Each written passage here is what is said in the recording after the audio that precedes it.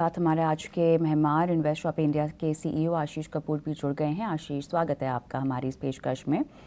और चलिए, mid day market action में हम देख तो रहे हैं, शरद ने बताया कौन कौन से सेक्टर्स आउट परफॉर्म कर रहे हैं, लेकिन आप बताइए आपका तवज्जो बैंक निफ्टी के लिहाज से कहाँ है, किन लेवल्स की ओर है? काफ़ी फ्लैटिश सा रुझान और 44,400 का अहम लेवल, क्या कहेंगे आप? देखिए, मतलब आई डोंट ट्रैक टेक्निकल्स। मैं वैसे बता रहा हूँ कि जो मेरे को समझ आ रहा है बैंकिंग सेक्टर का, एक तो जो क्रेडिट ग्रोथ है वो बहुत ही क्लियर है और साफ नजर आ रहा है। जिस तरह से ऑटोमोबाइल्स और बाकी कंज्यूमर सेगमेंट्स में तेजी है, definite credit growth is there in the economy. वो एक पॉजिटिव है, टेलविंड है बैंकिंग सेक्टर के लिए। दूसरा, जो सरकारी बैंक्स हैं उनकी कभी भी पिछले 10 साल में इतनी अच्छी पोजीशन नहीं हुई जो अब है।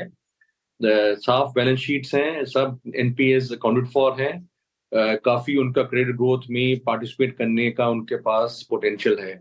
तो ये दो चीजें मद्देनजर रखते हुए, तीसरा, not only public sector, I would even say some of the जो प्राइवेट सेक्टर बैंक जिनमें पहले लेके काफी अड़चने थी, starting with ICICI bank, going down to Axis bank, और उसके बाद नीचे आपके RBL bank, Indus, IDFC first bank तक, सारे जो बैंकिंग हैं, मतलब मेरे ख्याल एचडीएफसी और कोटक को छोड़ के बाकी सारा बैंकिंग सेक्टर का जो क्लीन अप हुआ है पिछले कुछ सालों में, उसका नेट इम्पैक्ट अभी आना बाकी है। और मेरे मुताबिक काफी क्लियर ग्रोथ होना चाहिए सारे कॉर्पोरेट फेसिंग बैंकिंग सेक्टर का, क्योंकि क्रेडिट ग्रोथ है, बहुत स्कोप है आगे ग्रोथ का, और बैलेंस शीट्स काफी क्लीन है। जितनी क्लीन मेरे मुताबिक पिछले 10-12 साल में नहीं थी, उतनी क्लीन अब है।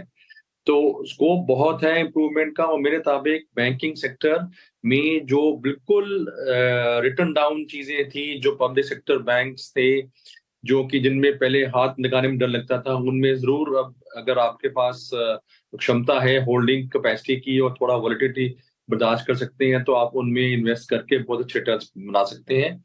अगर आपको थोड़ा सेफ खेलना है, तो जो फ्रंट लाइन है जैसे आईसीआईसीआई बैंक, एक्सिस, एसबीआई, इनमें आप खरीदारी कर सकते हैं। थोड़ा थोड़ा नीचे जाना चाहे तो BOB, can bank, RBL bank, in IDFC first bank, इनमें कर सकते हैं। और अगर आपका रिस्क प्रोफाइल अच्छा, आप रिस्क दे सकते हैं और अच्छे रिटर्न की आप उम्मीद करते हैं, तो मेरे मुताबिक ये भी बहुत अच्छा टाइम है। पीएनबी, आपका bank of Maharashtra, Indian overseas bank, central bank of India, इनमें भी आप खरीदारी कर सकते हैं मेरे मुताबिक इस समय, क्योंकि मोमेंटम अच्छा आया है बैंक्स में। और मेरे मुताबिक इनकी वैल्यूएशन बहुत सालों बाद मार्केट देने वाला है। काफी री रेटिंग हो भी गई है, पर अभी भी मेरे मुताबिक स्कोप बहुत है, अभी भी कोई ट्रेन छूटी नहीं है। अगर आपके पास उतना है वर्टिलिटीज बर्दाश्त करने का, तो अभी भी इन सब में एक बहुत अच्छा स्कोप है अगले 6 महीने से 1 साल में ऊपर जाने का।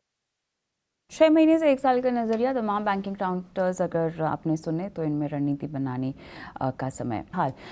लेमन ट्री होटल्स के मैनेजमेंट से आपने उनकी बातचीत सुनी, और G20 है, फिर त्योहारी सीज़न भी शुरू हो जाएगा, लोगों का ट्रैवल करना भी शुरू हो जाएगा। अब कुछ महीनों की अगर हम बात करें तो जो पूरा माहौल है इस सेक्टर के लिए काफ़ी बढ़िया देश में बनता हुआ दिखाई दे रहा है। आपकी नज़र किन काउंटर्स पर, और उससे भी पहले ये बताएं, लेमन ट्री होटल्स पर आपकी क्या राय है? देखिए, मेरे मुताबिक होटल्स में जो री रेटिंग हुआ है पिछले 2-3 साल में, वो अभी भी और चलेगा, क्योंकि अभी भी जो इन्वेंट्री है इतनी ज्यादा नहीं आ रही मार्केट में जितनी डिमांड इंक्रीज हो रही है। क्योंकि कोविड के बाद हमने देखा है कि किसी तरह से पूरा माइंडसेट चेंज हो गया है। और चाहे वो कोविड का इफेक्ट हो या जो दूसरा, जो जिस तरह से फोकस हो रहा है डोमेस्टिक टूरिज्म पे, रिलीजियस टूरिज्म में, कल्चरल टूरिज्म में, जो भी आप कह लो, but as domestic travel is really really increasing. मतलब वो जो जिसका कभी किसी को अनुमान नहीं था, तो उसका क्लियरली बेनिफिट होटल्स को जा रहा है। और मेरे मुताबिक री रेटिंग अभी और चलेगी। इसमें टॉप पिक अभी भी इंडियन होटल्स होना चाहिए, क्योंकि despite the run up, it's best well managed company. And इसके जो रिटर्न रेशियोज बहुत अच्छे से इंप्रूव हो रहे हैं, और पूरा फोकस है वेल्थ क्रिएशन पे अब इस कंपनी का। तो Indian Hotels is still my best pick. इसके अलावा मैं जो लेमन ट्री होटल्स की जो अभी आपने बात की, लुक्स वेरी इंटरेस्टिंग। मैंने डिटेल में इसको ट्रैक नहीं किया, but definitely looks very interesting lemon tree और ऐसे होटल के प्रोस्पेक्ट जो टियर 1 टियर 2 सिटीज में जा रहे हैं, उनमें भी स्कोप बहुत है, बट डेफिनेटली इस सेक्टर को रडार में रखना चाहिए और my best pick would always be Indian Hotels. चलिए, और इसके अलावा त्योहारी मौसम को ध्यान में रखते हुए कोई खास सेक्टर्स जहां पर आपको लगता है कि आने वाले 3 से 4 महीनों के लिए कोई रणनीति देखी जा सकती है या नजर रखी बनाई जा सकती है? देखिए, त्योहार में कोई सरप्राइज मेरे ख्याल नहीं होना चाहिए। ऑलरेडी हम देख रहे हैं कंज्यूमर डिमांड बहुत अच्छी है। कार्स की अगर बात करें तो ऑलरेडी रिजल्ट्स बहुत अच्छे आ रहे हैं, नंबर्स बहुत अच्छे आ रहे हैं।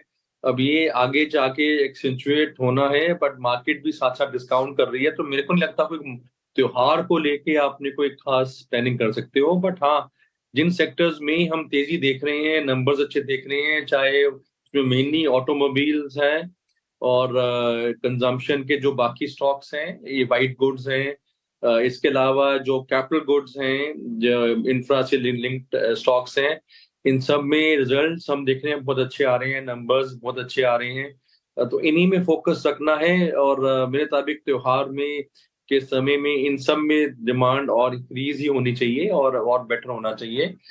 और आई थिंक द ओनली थोड़ा-सा कॉशन अगर मैं इस टाइम करना चाहूँगा तो एक तो ये है कि मार्केट में बहुत ज़्यादा एक तरफ का सेंटिमेंट हो गया है और बहुत ही छोटे स्टॉक्स जिनमें कोई बहुत ज़्यादा किसी ने रिसर्च नहीं की हुई, वो भी चल पड़े हैं। तो थोड़ा-सा फ्रॉथ मार्केट में बिल्डअप होना शुरू हुआ है, जो कि मैं नहीं कहूँगा कि अभी मार्केट में कोई डेंजर है, बट एक अर्ली साइन्स की एक फ्रॉथ बिल्डिंग स्टार्ट हो रहा है, वो एक थोड़ा डेंजर सिग्नल है। और दूसरा मॉनसून मेरे मुताबिक overall has been quite disappointing और हम ऑलमोस्ट मॉनसून के एंड में आ गए हैं। जो इनिशियल जून-जुलाई का पीरियड था, वहाँ पे at least north west central parts में मॉनसून बहुत अच्छा था।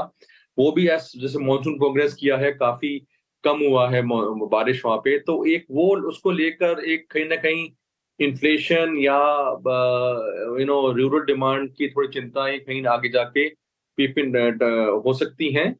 और वो एक और कंसर्न है, थोड़ा जो मैं कॉशन ये 2 चीज़ों के मैं अभी क्वेश्चन रेज़ करना चाहूँगा। Otherwise market of course is looking very good, but थोड़ा कीप इन माइंड कि कहीं न कहीं इन्फ्लेशन और रूरल डिमांड को लेके चिंता आ सकती है और थोड़ा जो जिस तरह से क्वालिटी ऑफ स्टॉक जो अब चल रहे हैं, उनमें भी थोड़ा-सा प्रश्न उठ रहे हैं। तो थोड़ा फ्रॉथ भी मार्केट में आ रहा है। तो time for investors to be cautious and थोड़ा सोच समझ के रिसर्च करके स्टॉक सिलेक्शन करें।